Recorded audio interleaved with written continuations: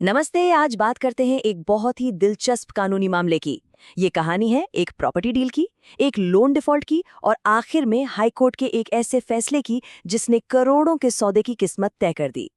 तो इस पूरी कहानी का सबसे बड़ा सवाल यही है कि क्या सिर्फ एक वकील का भेजा हुआ नोटिस करोड़ों के एक रजिस्टर्ड एग्रीमेंट को खत्म कर सकता है। ये सवाल सुनने में जितना सीधा लगता है उतना है नहीं।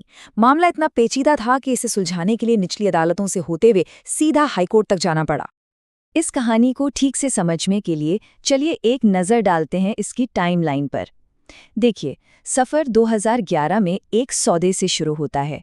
फिर 2022 में एक लोन डिफ़ॉल्ट कहानी में एक बड़ा मोड़ लाता है और उसके बाद कानूनी दांव-पेच का एक लंबा सिलसिला चलता है जो आखिरकार 2025 में हाई कोर्ट के फैसले पर आकर खत्म होता है। तो चलिए कहानी को बिल्कुल शुरू से शुरू करते हैं, जानते हैं कि ये सब आखिर शुरू कैसे हुआ। इस पूरे विवाद की जड़ एक बिजनेस अग्रीमेंट में ही छिपी हुई थी। इस कहानी में हमारे पास 4 मेन प्लेयर्स हैं। एक तरफ हैं प्रॉपर्टी के मालिक डॉक्टर अनिल और सचिन दामले। दूसरी तरफ हैं आविष्कार डेवलपर्स जिन्होंने जमीन को डेवलप करने की डील साइन की थी। तीसरे हैं जनकल्याण सहकारी बैंक और चौथे हैं एपीटी इंफ्राटेक जो डेवलपर के पार्टनर थे और जिन्होंने बैंक से लोन लिया था। बात है 18 अक्टूबर 2011 की। इस दिन 1 करोड़ 13 लाख रुपए का एक रजिस्टर्ड डेवलपमेंट एग्रीमेंट साइन हुआ था और इसी एक सौदे ने डेवलपर को उस जमीन पर बहुत बड़े और अहम अधिकार दे दिए थे।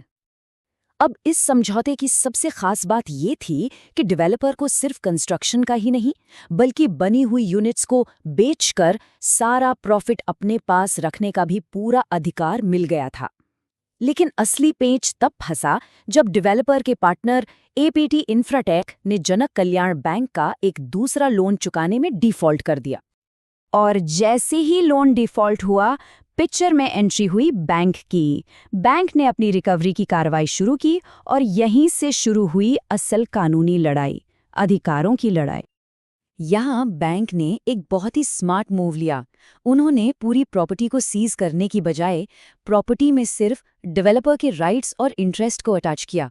इसको ऐसे समझिए कि बैंक ने बिल्डिंग को हाथ नहीं लगाया बल्कि उसकी मास्टर की और उससे होने वाली कमाई को अपने कब्जे में ले लिया। अब जाहिर सी बात है, प्रॉपर्टी के मालिकों ने इस पर ऑब्जेक्शन उठाया, लेकिन मई 2024 में स्पेशल रिकवरी ऑफिसर ने उनकी आपत्तियों को खारिज कर दिया और फैसला सुनाया कि बैंक का ये अटैचमेंट पूरी तरह से लीगल और वैलिड है। लेकिन रुकिए, कहानी यहीं खत्म नहीं हुई। इसके बाद एक ऐसा ट्विस्ट आया जिसकी किसी ने उम्मीद नहीं की थी और जिसने सबको हैरान कर दिया। और फिर अचानक पूरा का पूरा मामला ही पलट गया। जनवरी 2025 में रिविजनल अथॉरिटी ने पिछले फैसले को पूरी तरह से पलट दिया। उन्होंने कहा कि अटैचमेंट अवैध है क्योंकि 2023 में मालिकों ने जो एक वकील का नोटिस भेजा था उसी से वो डेवलपमेंट एग्रीमेंट कैंसिल हो चुका है। सोचिए, एक ही केस पर 2 बिल्कुल अलग अलग फैसले। अब जब 2 अथॉरिटीज के 2 बिल्कुल उल्टे फैसले आ गए तो मामला सुलझेगा कैसे? जाहिर है केस आखिरी फैसले के लिए पहुंचा Bombay high court. High court ने इस उलझी हुई गुत्थी को सुलझाने के लिए बहुत ही सिस्टमैटिक तरीका अपनाया। कोर्ट ने मामले को 4 हिस्सों में तोड़कर देखा ताकि हर पहलू पर एकदम साफ और स्पष्ट फैसला दिया जा सके। मालिकों की तरफ से एक बड़ी दलील इन चोइट राइट के कंसेप्ट पर दी गई। अब ये क्या होता है? इसका सीधा सा मतलब है एक अधूरा अधिकार, मतलब कोई ऐसा हक जो अभी पूरी तरह से मिला नहीं है, बस भविष्य में मिलने की एक उम्मीद है।